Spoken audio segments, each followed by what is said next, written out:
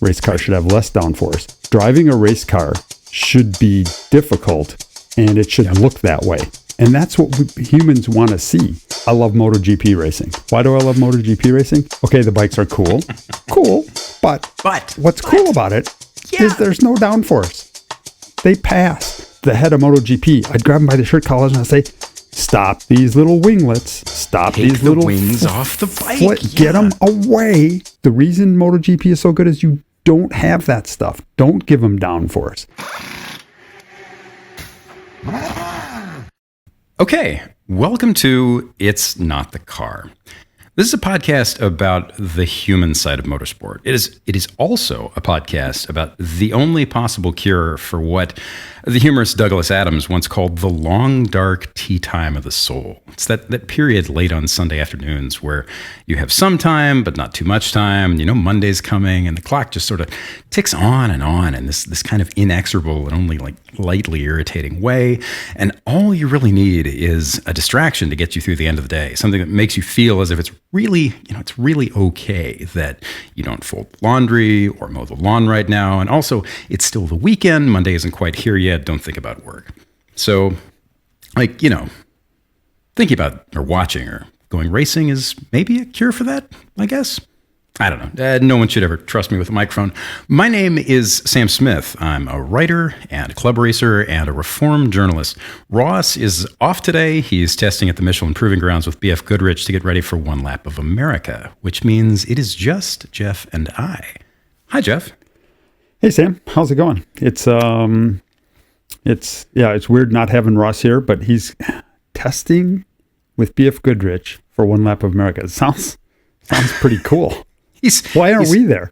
He's the only interesting man on this show. I think that's what we need to acknowledge, exactly. Right? He's usually gone doing something crazy interesting, and now he's with a tire sponsor doing tire sponsor things. Sounds like he's running one lap in a Civic Type R, I think, with one of their engineers, but should be fun. That sounds like a lot of fun. Yeah. So I'm Jeff Brown, strategist, competition director, helper outer guy at AWA on the GTD IMSA car, and longtime race engineer and racing guy. So that's why I'm on this podcast, because the only thing that is better than talking about racing like we do here is actually doing it. So I get to do both. So you're on this podcast because you make the two of us sound smarter and because you have an excellent whiskey collection, Jeff. That's why you're on this show. That's the only reason. Okay. Don't get it wrong. As long as I keep getting asked back, that's all I care. Oh my God, if you leave, we're screwed. Okay, so today's show format is a new one. We call this one, I literally just made this up this past weekend. We call it It's Not the Unsolved Mysteries. And so this came about because last week I was sitting thinking, not mowing the lawn, thinking about all the things I never quite understood about what I do and have done for a living. And that ultimately brought me back to the age-old idea. Now, this dates back to the days of Plato and Socrates, right? But the age-old idea that the more you know, the more you realize just what it is that you don't know.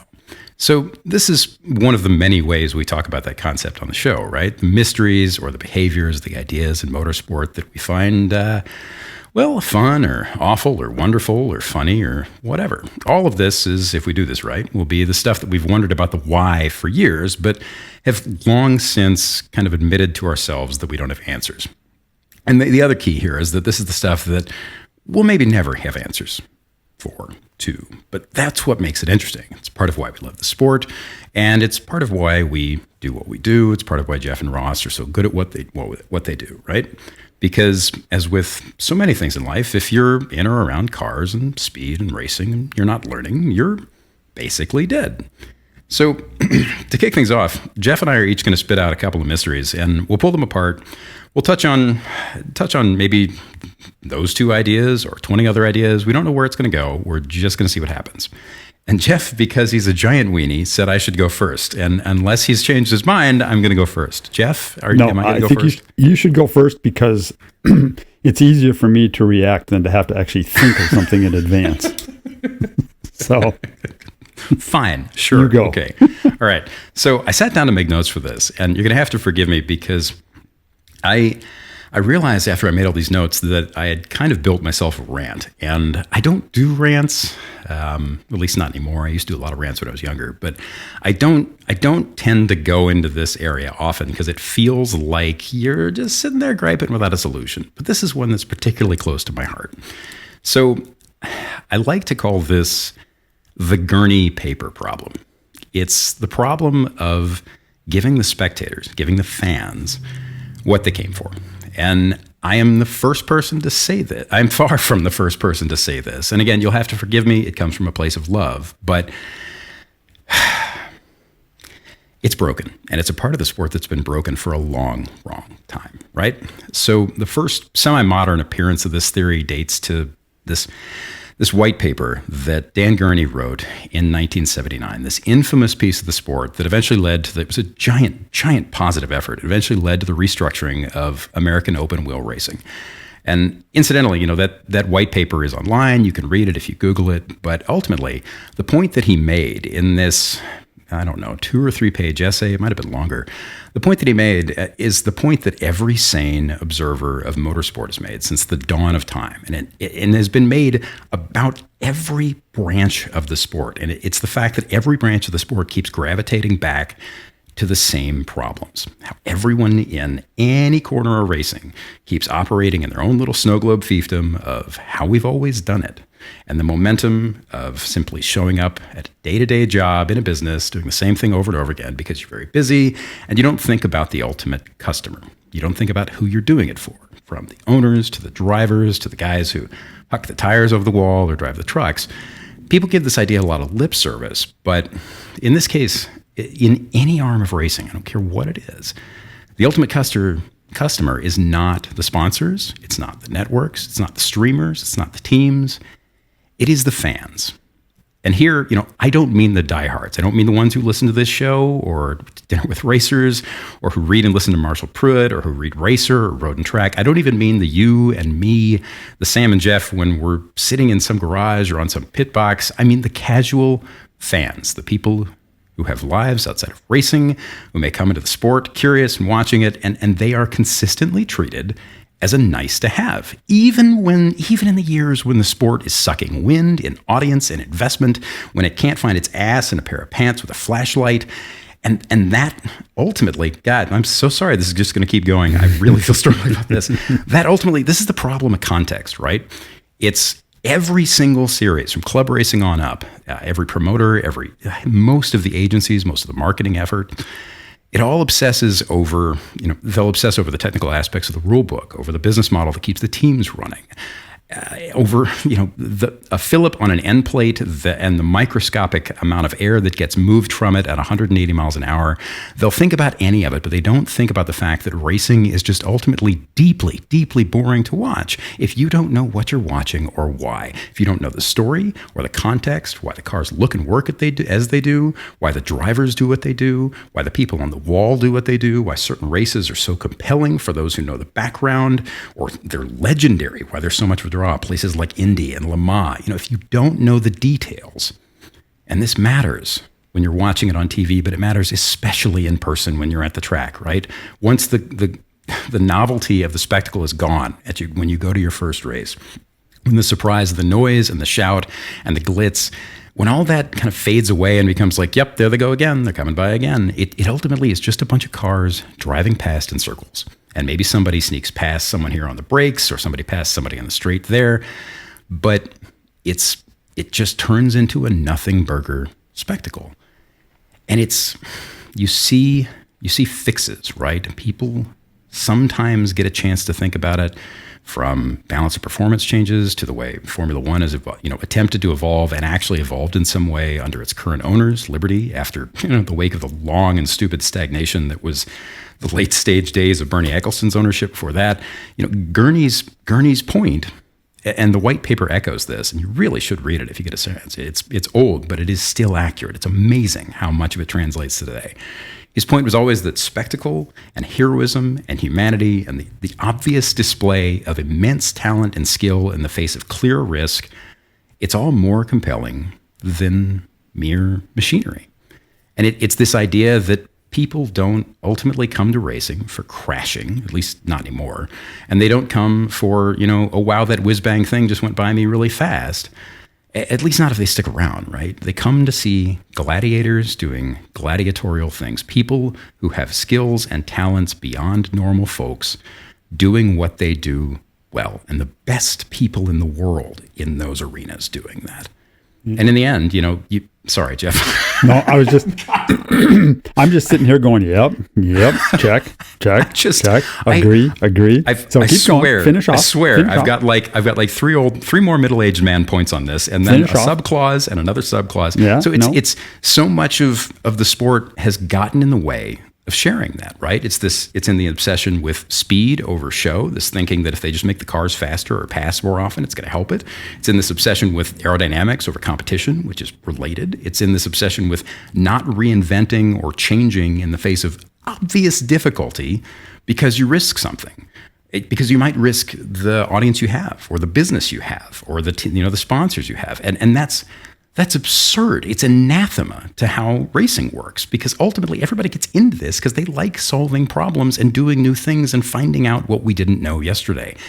And it's ironic because the spectators who want to love the thing and do love the thing, and their passion is what makes the sport live or die. The only way to get them in organically, to have them actually care and stay for life, become tied to it and share it with their friends and want to make it what they do with their weekends, where they climb in the car and spend thousands of dollars to go visit some nowhere town and a loop of pavement or a chunk of dirt or whatever it is that their heroes are going to go around in circles on. The only way to do that, to keep them interested, is to teach them what's cool about what you're doing, to unpack it and show them why it's worth caring.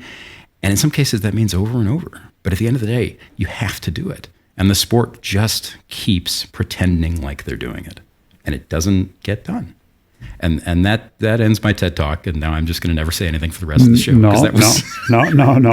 I mean, I agree. I can't figure that out either. This is like what we don't understand. Why? To me, I agree with you on all of those points, Sam. And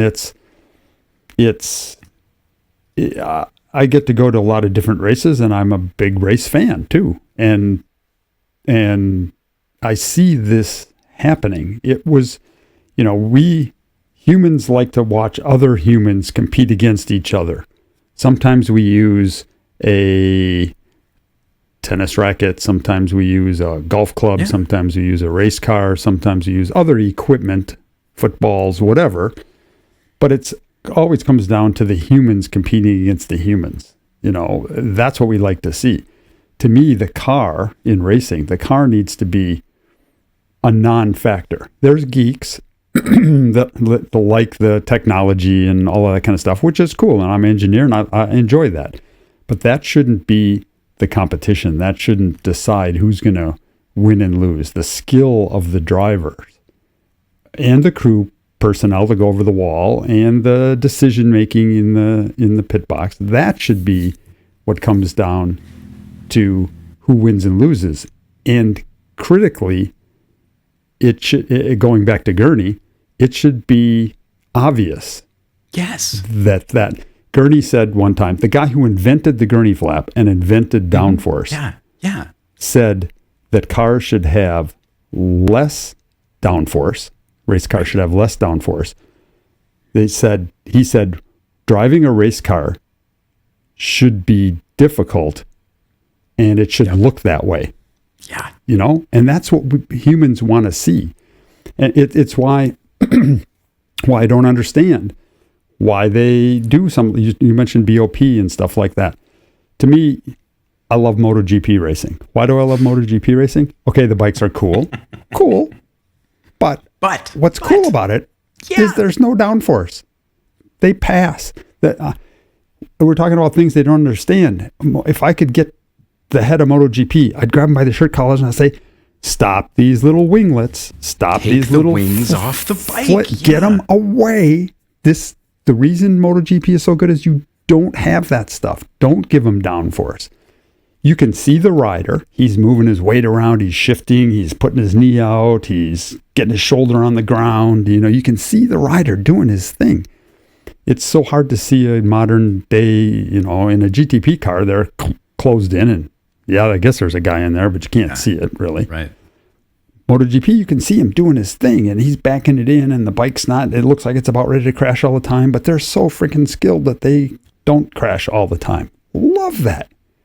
Racing, four-wheel racing needs to take more of that and allow that to come through more. And the rules, you can't, another point you said, no, I sound like I'm on a rant, but go off. The other thing you said was, people need to understand it. Yeah. To really appreciate it. My theory on that is the racing organizations need to make it less complicated. Totally. Because a lot of people are like, oh, well, I don't understand. How come there's a Ferrari in an IMSA race and another Ferrari and they passed each other, but nobody cared because one has a red end plate and one has a green one? Right. They're not in the same class. They're the same car, right? Yes. They're not in the same class? No. They're racing at the same time? Yes. I mean, it needs to be less complicated. So people can, a casual observer can go, wow, that's it. Oh, I see that. And suddenly get hooked like that. You can't spend 3 years trying to explain. People aren't. And that's what's amazing about it, is that it's an inverted pyramid. When you start if you're brand new to the sport, everything seems deeply complex, and there are levels of complexity that don't seem interesting because you don't know anything about them. And as you learn more, it focuses down into, that pyramid gets sharper and sharper, and it focuses down into simpler and simpler concepts. And it turns out that it's not just one peak of that pyramid. It's a single pyramid inverted that has like 40 different little points at the bottom. Right. And each one of those points, whether that's strategy or tires or how aero works or what that driver's doing or what that track is doing that day or what the series has done to BOP. Like Ross and I were talking about at Laguna, how most people showed up and thought, oh, wow, the BMWs are really fast. They must have built a good car. Well, not really. They got a lot of BOP, right, and they were quick and then screwed it up on strategy, right? Like that sort of thing. When you enter, it is so big and so complex, and you think, okay, this is really simple cars driving around in circles, but there's so much I don't know. And it should be the inverse. You show up, and it should be that single tip of the spear that goes, look at this. This is amazing. You can understand this. Like MotoGP, where I can see a guy tuck the front end, nearly lose it at a $180, and then use his elbow and his shoulder to lift the bike back up and save it in a way that costs him a couple of tenths. And I know I can't do that. Right. I know that most of the guys in the series can't do that one thing. Right. But Quartararo or Rossi or whoever the hell you're watching, Rossi's not in it anymore. He's my hero. Sorry. Whoever you're watching can do that. And you want to know that the moment you show up. It should be obvious to you. Yep. Like lions and Roman gladiators, oh, wow, that guy didn't get eaten. What a thing he just did with his sword, right? And the more you dive into it, the pyramid should widen out. The more you dive into it, the more complex it gets and the more impressive it gets. Right. But that can be said about everything from sailboat racing to tennis to football to basketball. Exactly. Every single one of those sports works the opposite way and is better for it. And the difference is they're not driven by, no pun intended, they're not driven by money and corporate sponsors in the same way, right? I mean, that's the thing. I went to, last weekend, I went to the NHRA race at Charlotte to hang out with a friend of the show's, Clay Milliken. Got to hang out with him. Right. But I walked into that place, and it dawned on me immediately how good NHRA is at catering to the fan. I mean, what did you see? What hit you like that? I'm curious. All the trucks parked next to each other, and I've got to give IMSA really big props on this. They come very close. They really work hard at doing this, and better than IndyCar for sure. Better than IndyCar, way better than NASCAR at what I'm about to explain. IMSA's probably of a road racing group, the best in the world at allowing access to spectators. NHRA bought a general admission ticket. I just wanted to go and hang out with Clay. talk to them, watch the crew, talk to my friends there. Yeah. Just bought a general admission ticket, walked in. All the trucks lined up. You can walk right up to the barriers at the truck and watch the mechanics rebuild the engine. You can watch them fire it up. You're standing there and suddenly, the car gets warmed up. The driver takes his gas mask off, and it's Tony Stewart, and he walks right up to the crowd, and he starts signing autographs and talking to everybody. Yeah. And there's Antron Brown, there's Jack Beckman, there's Clay Millican. They're accessible. It's not like, oh, you got this half-hour autograph session where maybe you can get in line and quick get an autograph. Right. The drivers they realize that's important, and they just hang out there.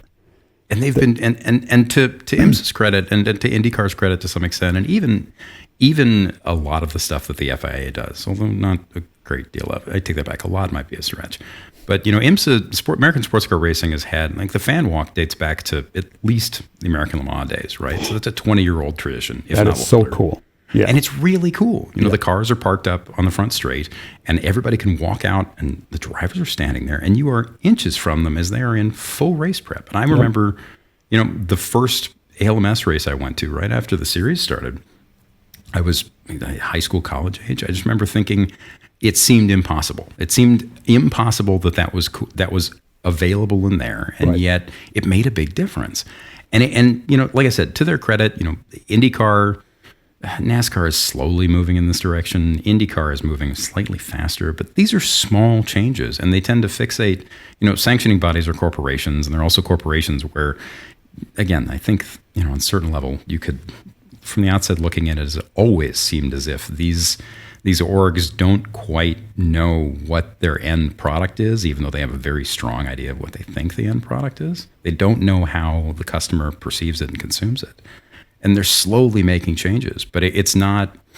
It's one of those things that genuinely needs hard rebooting. I don't even know how often, but it needs hard rebooting a lot more often than anybody thinks, because it's a problem you have to constantly solve, and that's not an easy thing to admit, right? Nope. I mean, I think it's the young kids that need to get hooked. Like you and I got hooked on racing. Something got us there, and boom, you're hooked. At that NHRA race, walking up and down, I'm looking at it, and it seemed, it's not a scientific poll, but it seemed like there was an amazing amount of young kids. And I'm talking 6 to 15, not even have driver's license. Those kind of kids were just eating this thing up.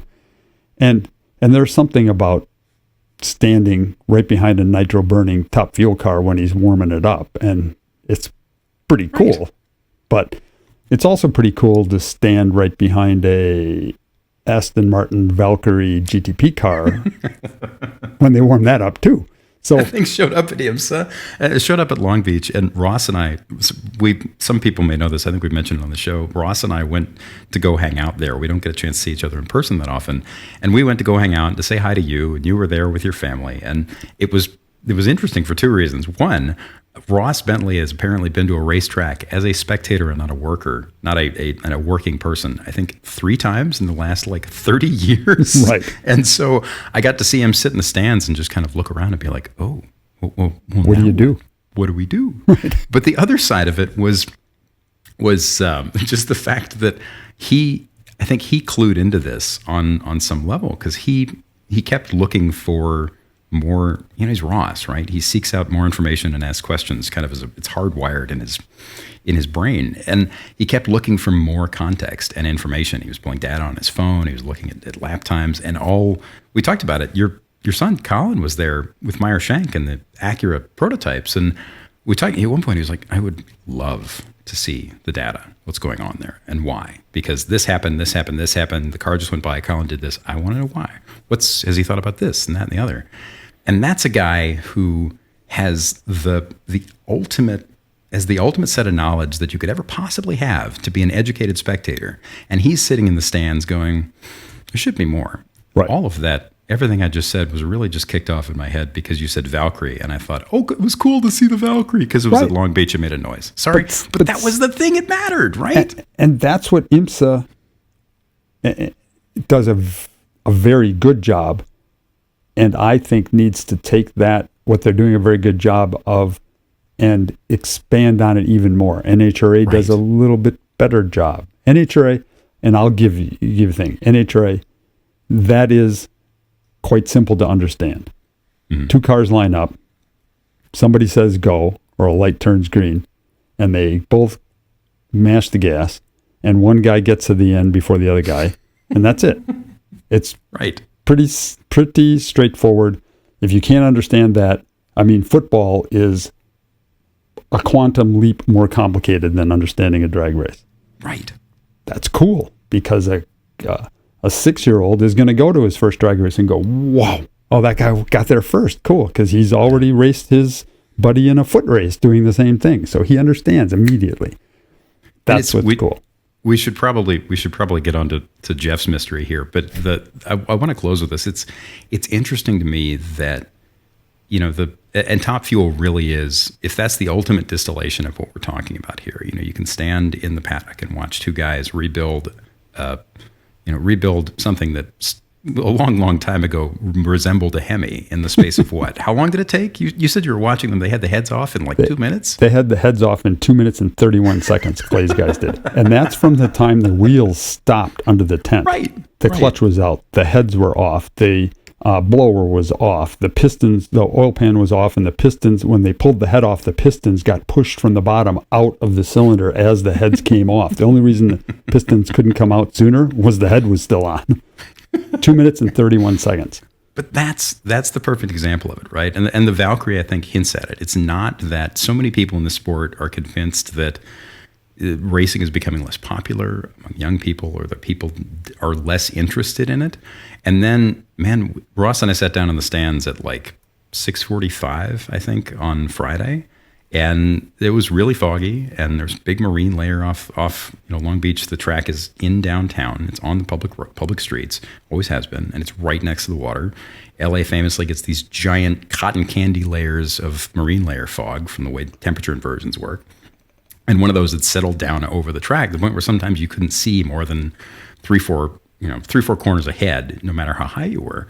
And we were sitting there, and the stands were almost empty, and there were 15 or 20 diehards scattered around this one chunk of stands we were sitting at. And the Valkyrie came through, and there were 3 or 4 kids in their late teens, early 20s, about 2 rows down from us.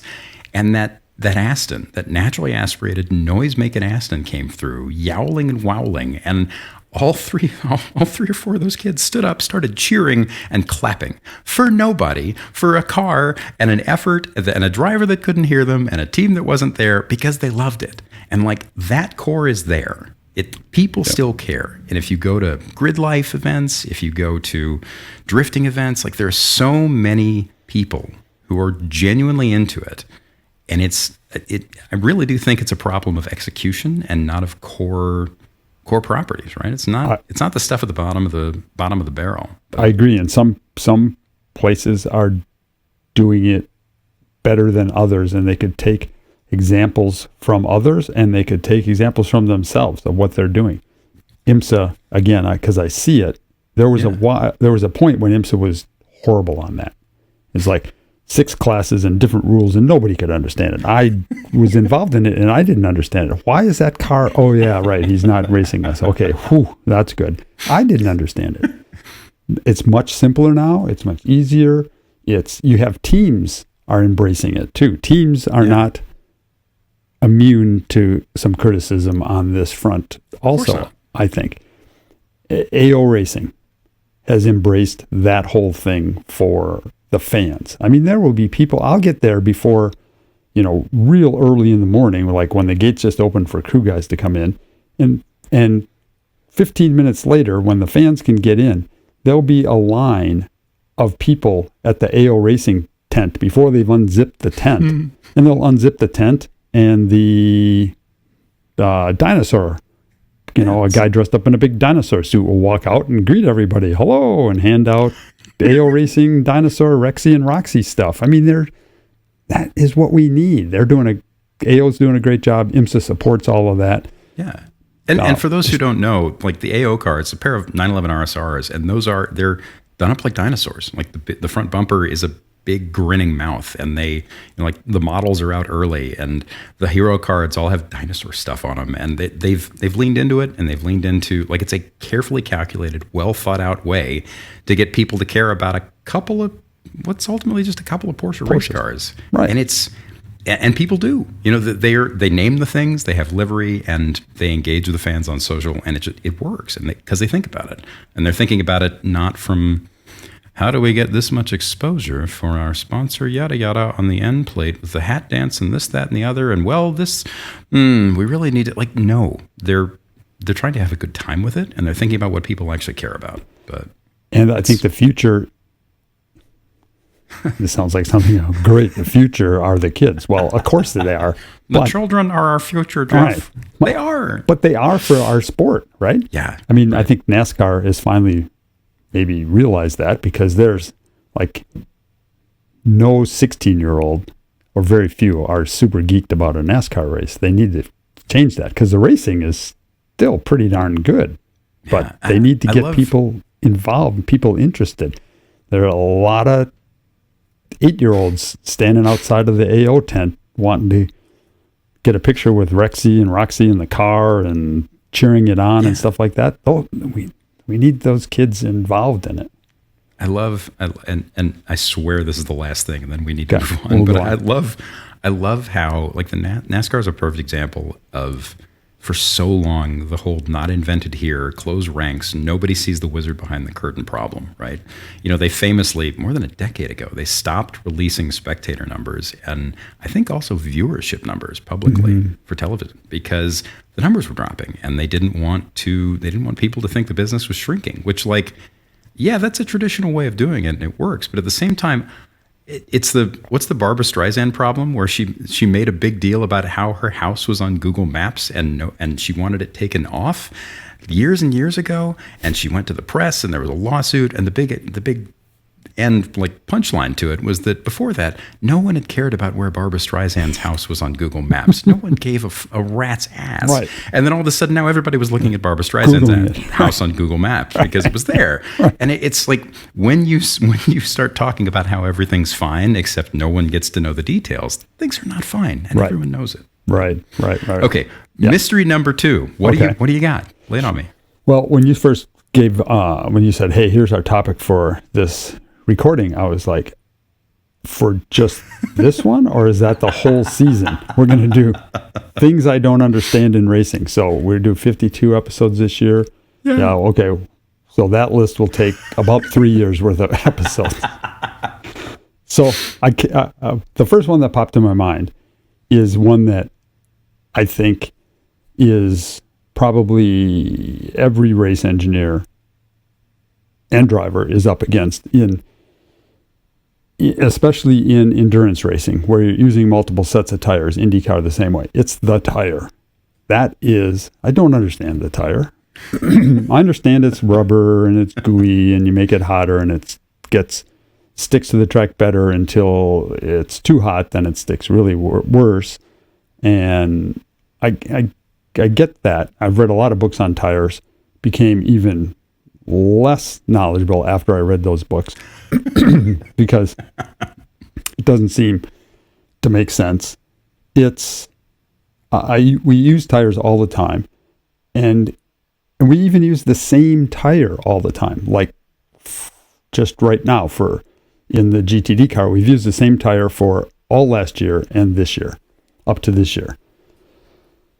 And you would think we should know now, when we bolt it on and we're going to do 20 laps on this track, what should happen, how the tire should act, how it should stabilize, how it should, we've been using it for a year and a half. How hard can it be? Nope. Every time you bolt one on, a set on, you're like, what? What happened? No. Okay. And I love that you of all people are saying this, right? Because not only have you read a bunch of books on tires, I think the thing you're too modest to note is that you co-authored a book on race engineering that I've read that has a giant section on tires. And your co-author was Paul Haney, right? Right. Yeah, your co-author. I have a copy of his book on my shelf behind me. Paul Haney actually wrote a book called On Tires specifically, and on racing and high-performance tires specifically. Yep. It's worth reading, and I had to Google the title so I didn't screw it up, but it is The Racing and High-Performance Tire, Using Tires to Tune for Grip and Balance. And it came out, when did it come out? Oh man, years and years ago. Yeah, 2003, which means it is undoubtedly, in one sense, I've learned so much from you talking about various things in motorsport, but one of the really interesting things is how much things that you don't think change that much are changing, and tires are clearly one of them. So that book came out in 2003. It's undoubtedly aged, but at the same time, there's a bunch of fundamentals in there that are really, really useful and worth checking out. I think 3 chapters in, just past the point where he starts talking about hysteresis and long chain molecules. I was like, yeah, this makes sense. Okay, cool. And I turned the page, and then there's all these charts, and then there's even more charts, and then there's slopes and curves and graphs. And I read it, Jeff. I'm not sure I could tell you what any of it was about, but I read it. Exactly. But the fact that you're telling me that this stuff is still just a lot is amazing. It is so hard to figure out. And in a way, it's going to seem weird, but that's one of the appeals for me of race car engineering is you can't, if the tire did what you expected all the time, okay, that takes out one of the artsy kind of gut feel equations to the whole thing. Yeah. If you were going to, as an engineer, if they say design a bridge that's this long and has to hold this many cars, there's kind of an answer. You can put that in, and you're going to have the stress and strain, and you're going to have a material specifications, and you're going to need I-beams of this size. And you can make a design of it, but it's pretty cut and dried. The thing about racing, and the tire is one of the things that makes it happen. The driver's the other kind of gushy thing that you can't understand. But we could talk about a bag of meat sitting in the seat. Doesn't do anything. Doesn't do anything at all. It's fine. I definitely don't understand the driver, but the tire is very similar to the driver. It does different things than you expect all the time, like drivers. It reacts different under different conditions, I guess, like drivers. It is something that you can't get a grip on, you can't predict. It'll change. It changes so much. Tire degradation. Everybody talks about tire deg, which is degradation, or how the tire performance changes with use. Well, it changes with laps. It gets sometimes, and here's the problem, right? Sometimes the tire gets better for the first 5 laps, and then we always talk about a peak, when it's maybe a lap or 2 where it's making its most grip, and then it starts to degrade. It gets worse and worse and worse and worse. Some tires fall way off, like after 5 laps, all of a sudden, boom, you're half a second slower. Some degrade very slowly. But the frustrating thing is, sometimes the tire, the one we've used all the last 18 months, it degrades differently. On the same track, on the same weekend, on the same car. And that's what I don't understand. And that's what nobody understands really well. You're trying to predict that. You're using empirical data and knowledge to try to figure that out and guess that. But the amount of time engineers spend sitting in their office with their driver going, okay, so what do you think the tire deg's going to be? What do you think it's going to be tomorrow? And the temperature looks like it's going to be this, and the track conditions are going to be this. And it's all a guess. We don't really understand it. And the number of races that are decided by who guesses that best are enormous. So if you could really understand it, like know absolutely for sure what's going to happen, you would have the biggest advantage of all time. And that's what's frustrating about not really understanding that. And I don't know that it's knowable. You can build your database of knowledge and go, oh, this is just like it was 3 weeks ago at Long Beach, but we're at Laguna, but this is pretty similar, and you kind of put it in a big pot and stir it around and you go, I think this is what's going to happen. What are the margins we're talking about here? So like let's say Laguna, right? So if you have a tire that falls off 20% more than you expected, or just outside the window enough that you're like, oh man, there's our race, is that you end up 3-4 tenths slower out of the pocket? Is that you are, trailing the field? Where does that sort of window open and close? Man, I'm assuming it varies all the time, right? It can be a lot. It can cost you a race for sure. It can cost you I'll give you just a recent example. Daytona 24-hour this year, there was, toward the end of the race, the last 4 or 5 hours, there was a point where I don't know if we double stint and a half to set of tires, and we were a top 5 car, and we did that and the others didn't, and we would drop back to 12th. Then they needed to do the opposite, so they kept their tires on and we put new ones on, and we're first. I mean, it's that dramatic. So you got to get that timing right. You have to, another example, Long Beach 100-minute race, sprint race. You're going to make one pit stop. Do you change tires? Because you don't have to. We know new tires are better because they reach that peak. So you could go faster for a few laps, but you also have to warm them up. No tire warmers. So now you got to warm them up. So you ask all these questions. How fast do they warm up? How much slower are you on your outlap or your outlap and second lap until they warm up? Then how much faster are you for a few laps on new tires than you would be on tires that have been used? And those are the things we don't understand in the way that we really understand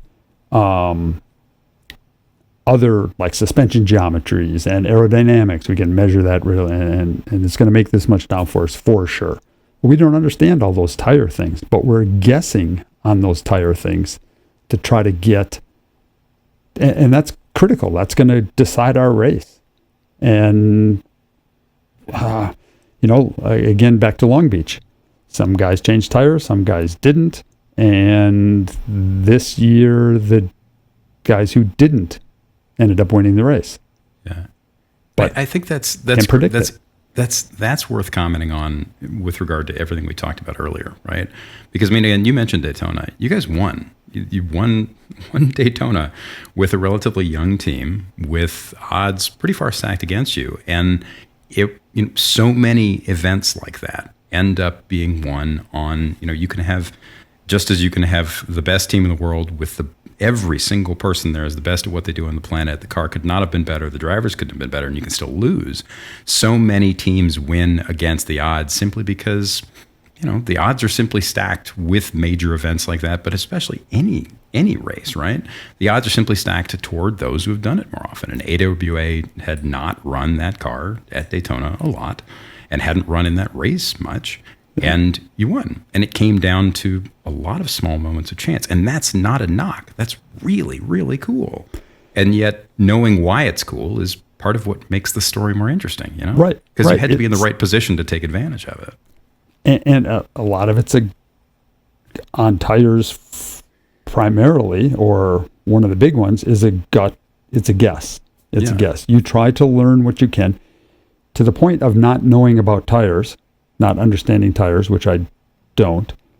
A lot of what we do in practice, the tests leading up to the race, is we're trying things to understand the tire better. Our race engineer, Charlie, will go, okay, we're going to do, I want to make sure, Long Beach again, I'll go back to, it was a 100-minute race. He goes, in his test plan, he goes, I want to make sure I put 100 minutes on a set of tires in practice. So I know what the performance is. Then he'll put Matt out on low tanks and 100-minute tires in practice, which is how the end of the race is going to be. Race is over. You're almost out of fuel. We haven't changed tires. Let's see what the performance is. And we measure the performance. Okay, the lap time is this. We know the lap time on a new tire is this.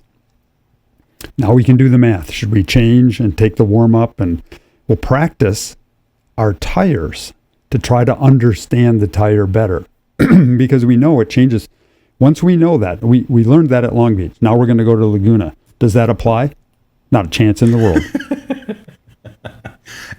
You said once, you and Ross were talking about this once, and it's stuck in my head, right? And Ross was like, I think either you or me had asked Ross what the single most interesting, difficult, unknowable thing about his side of the business was. And he said what seemed obvious at the time, which was people, right? The fact that ultimately everybody's different. As a coach, you can work with somebody in manner A, give them what they need, and then you can have another person who might be that person's identical twin, might have been raised in the same house, might think the same way, and you work with them in manner A, and it doesn't work. And you have to work with them in manner B or C or D. And we got to the end of that conversation, you were like, oh, it's tires. It's just always tires.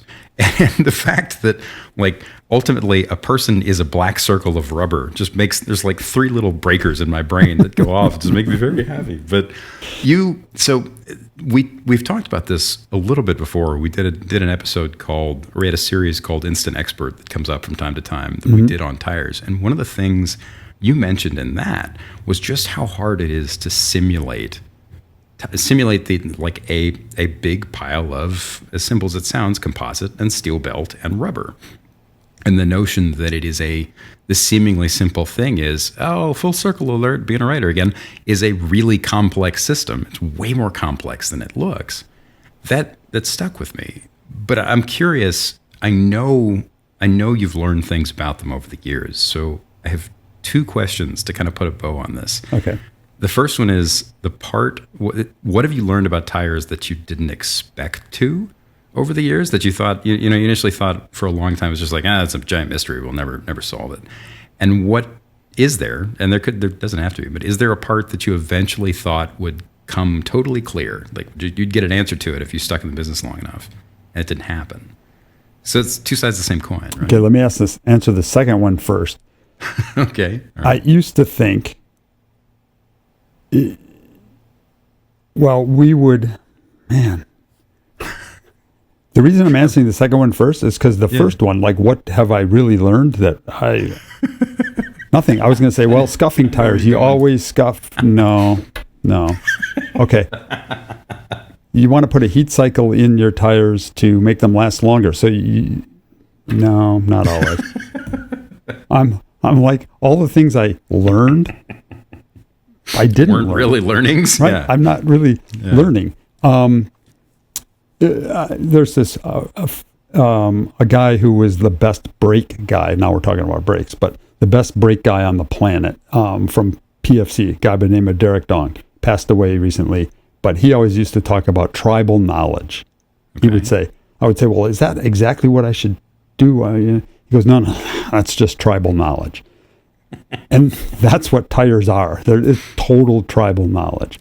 So, what? The thing that you thought you were going to. No, I was going to say the thing that you didn't expect to learn that you ended up learning. What was that? Ended up learning that stickier, softer tires are always better. You think that, right? Yeah. They're going to be stickier. They're going to make more grip. They're often not. Okay. They're often not. When I first started out, I was like, well, give me the grippiest thing you got. And they would give that to me. And I would be like, whoa, okay, that's really good for... I had a tire at Sebring while I was running Michele Alboreto in a 333. And Michele, we were doing qualifying simulations, and Michele came in after one of them, we bolted another set on, did like 3 sets, and he did 3 simulations so he could figure it out.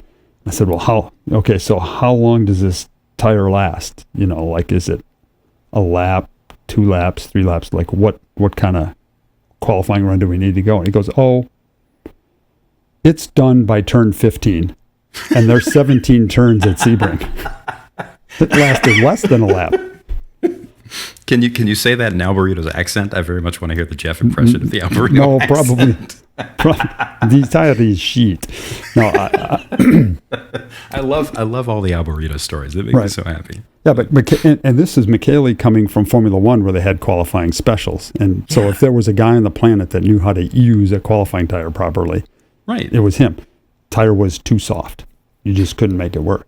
So I thought that's one thing. I thought, well, that you cannot get a tire that's too soft. Definitely, I learned you can. I've been there. Okay, that happens. All right. Second one, can refresh me. Second. It's okay. I keep forgetting. Okay. So the part that you thought would eventually become clear, the one thing that you thought, yeah, I'll figure that out eventually, and you still never did. Like, is there something in that? Yes, scrubbing tires. Yeah. You know, we used to scrub tires to the reason you'll see people scrub tires, and there's different ways to scrub a tire. You can put a heat cycle in it, like go hard and actually heat the tire. A lot of times that's done to kind of like cure the tire, if you will, and make it last longer, make it that degradation curve that I had be more sloped, not fall off. And a lot of times you'll do that based on your strategy. You know, I want a tire that's going to last a little longer. So you'll put a heat cycle in it, set it aside, and you'll use that in the race when you need that performance. Or you'll just go out and just not even put a heat cycle in it and just get the shine off. If people have seen a modern slick race tire, it comes out of the mold like shiny. You can almost see yourself in it. That's super slippery. So you just go out and kind of like rough it up, basically. I'll basically a lap at a little at half speed and then come into the pits. Yeah. And the theory was always that, yeah, a scrub tire at the end of a race is better because the outlap will be quicker. It's not, I still haven't figured that out. That's not true. Some tires, yes. Some tires, no. Some tracks, yes. Some tracks, no. It all depends on how quickly you can get the tire heated up. A lot of times you think that little bit of scrub lets him do the first two corners, charge harder because he's not on that shiny part.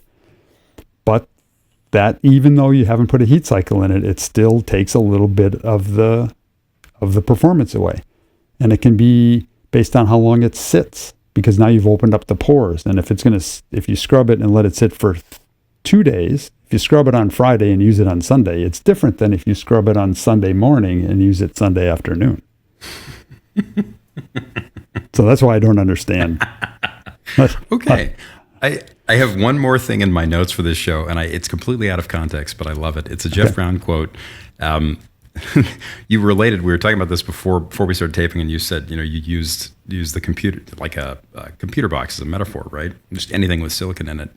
The notion that you understand how to use it, but you don't really know what's going on inside. And we started talking about motorsport in general. But that whole conversation had a quote in it that I wrote down because I loved it so much. And it was, there's a lot of things I don't understand about racing, but the good thing is that's okay because I know someone who does. And the implication of all of that you got to was the idea that, like, oh yeah, and there's a lot of things that, like, I don't know anybody. And we're just not going to know. Like, you just don't get to know. And that's what makes the sport so cool. Is one of the 1,000 things, right? Is that there's so much beneath the surface that even the people who've been in it forever just don't get. That reminds me of a guy, and I've talked about him on the show, and people are going to think that he's some kind of enigma. He kind of really was. But Steve Johnson, my mentor. Steven used to say that if you find something, you know, we're talking about things you don't know. So you don't know and you make a change to the car and it works. It's better. And you're like, and he would be like, if you find something that works and makes your car better and you do it again and it works again and you don't understand, you don't really know, said that's okay. That's perfectly fine. Just keep using that. But work hard to try to understand it, because if you can unlock why it worked, it's going to apply to other things that you don't understand. Oh, boom. And I always thought that was a great approach to things. He would be, because some people Stephen would say, some people find something that works and then they spend too much time trying to understand, too much time right then, and that stifles them from continuing to use it or do it. You know, it's like that. If I put a little more camber in and that's better, now am I going to science that out and figure it out? No, you're going to put more camber in. And you're going to then put more in until it doesn't work. Just keep going. Don't worry about why. Just keep going and figure out why later. But make sure you figure out why. I've been accused of being somebody who wants to know too much how things work, which, like, I don't know, man, guilty. But the person who said it was like, well, we need to think about this, and maybe you should think less about knowing how things work and more about moving forward. And the funny thing is, like, it's always that balance is different for everything, right? Mm-hmm. Some things you want to go down the rabbit hole and figure out every last ounce of it because it matters, and some things you just want to know how it works and why it works so that you can decide whether or not you need to do more of it. And some stuff, like you said, it just doesn't matter. You just pull the trigger, keep going, think. What I love about it is that anybody I know is any good at anything, whatever it is they do, if they're good at it, they have that in their head. And playing with the sliders, like triage problem solving, deciding that, on Tuesday, you're going to need to spend a lot of time thinking about it. On Wednesday, no, Wednesday is just a hustle and go, and you pull the trigger and you keep going. Like the notion that if you're really good at what you do, you play with those sliders constantly, and you know that the balance isn't the same for everything. Yep. I love that stuff. I love thinking like that. That's what's fun. That's what makes racing, I think, fun. And I'm sure other sports and all of that have the same kind of thing. But are there other sports? I don't. I'm sure there are. Something with balls and sticks, right? Yeah. People like sticks. Yeah. I don't know. That was my brother who said the only sports that he cares about are ones that have podiums. Okay, that's fair. Yeah, sure. Well, that lines good. up. Yeah. I like other sports. I just don't know much about any of them. But right. You could also say I don't know much about racing for that matter.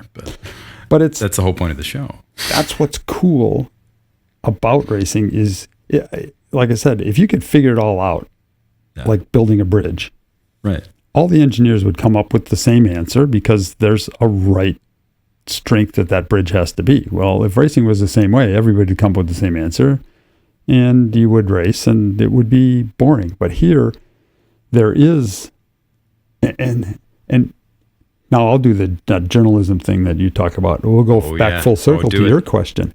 If people could see inside, the fans could see inside those decisions that the race engineers are making on their tires. Should we scrub them? Should we not scrub them? Should we put a heat cycle? Should we heat cycle them on Friday and wait for 2 days or just 1 day? Or if people could see, and I don't know how you would allow this, but if people could see those decisions being made, they might get the ideas. It would be like looking into the coaches' rooms in NFL games the week before, and they're doing their game plan, and why did they do this, and why did they do that? If people could see those decisions being made, they're not cut and dry. They know exactly what's going to happen with a race tire. We don't. But it's a decision that can make or break a win. I don't know how people see that. Well, I mean, it's some of it, I think, is, to your point, some of it is who's explaining it and how's explaining it. You see sometimes in better motorsport commentary, definitely in a lot of football and a lot of basketball. Anything where there's light strategy in the moment and long-term strategy that hangs on a bunch of contingencies. If this happens, then we do this, then we do this. You see commentators in broadcast pulling that stuff apart. And that's why, one of the reasons why John Hindau on Radio Le Mans is so great, because he'll pull apart what's happening with the teams and why and what they're trying to game out on a 4-hour, 8-hour, 12-hour, 24-hour basis. But again, it all comes back to context and the fact that there is never, you can have too much of it, but there's no such thing as thinking too much about what somebody who comes into your world with a blank slate will see and what they won't understand. Well, but on that note, we are smack up out of time. What was your last thing? I was just going to say, I think the one of the things that helps that are shows like Drive to Survive. You can watch. I've watched. I don't know anything about golf and don't really care about golf, but that show Full Swing, which is Drive to Survive for golfers, is pretty cool. And suddenly I'm like, whoa, okay, there's a lot involved here. I might watch a golf match. There's the one on the Kentucky Derby right now. There's one on the Triple Crown. There's one for the Tour de France, a Drive to Survive type show. those are great for people like, I suppose sports car racing needs that. IMSA kind of has a thing, but I mean, that's backstage access. But until then, they can listen to It's Not the Car, because we kind of do that same thing, right? We're the best show on earth. We're amazing. Everyone loves us all the time, permanently. No. It hurts to say those words. The Jewish kid and the young Jewish kid from Kentucky in me knows those words are painful. Can't say them out loud. But okay, so right. Yeah. But no, did you say that we're like Ringling Brothers? Or they're the greatest show on earth. We're the best. This show is definitely a circus, Jeff. And on that, I think we really should wrap it up. We should go.